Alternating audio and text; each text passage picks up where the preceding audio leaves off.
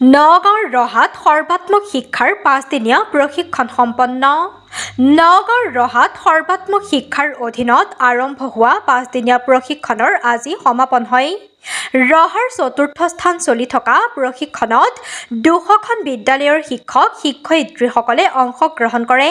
5দিনীয়া প্ৰশিক্ষণৰ সমাপন অনুষ্ঠানত প্ৰশিক্ষাৰ্থীসকলে গীত, নৃত্য আৰু কবিতা আবৃত্তি কৰি সকলোকে আপ্লুত কৰি তোলে। সমাপন অনুষ্ঠানত CRCC Rubul Das, RP Ridip Bordoloi, ARP Hiteswar Barua, Nabajit Hazarika, Binita Hazarika সহ শতাধিক প্ৰশিক্ষাৰ্থী উপস্থিত থাকে।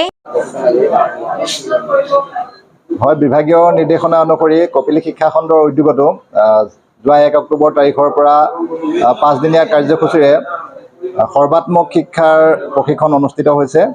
প্ৰায় 200খন বিদ্যালয়ৰ শিক্ষাগুৰুসকলে ৰহাত 4টা ঠাইত এই প্ৰশিক্ষণটো গ্ৰহণ কৰি আছে।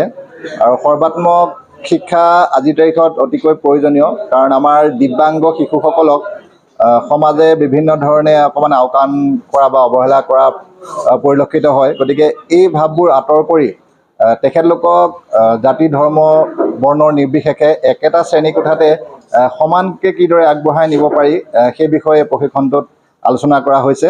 আৰু আমি আশা কৰিম এই প্ৰশিক্ষণটোৰ জৰিয়তে আমাৰ যিসকল শিক্ষাগুৰুৱে প্ৰশিক্ষণ লাভ কৰিছে, বিদ্যালয় পৰ্যায়ত সেই সৰ্বাত্মক শিক্ষা কাৰ্যকৰী কৰিবলৈ CWSN বা বিশেষ প্ৰয়োজন সম্পন্ন যিসকল শিশু আছে সেই শিশুসকলক আগবঢ়াই নিবলৈ সক্ষম হ'ব বুলি আমি আশা কৰিছোঁ। কিমান দিন হৈছে? হয়, 5 দিন হৈছে।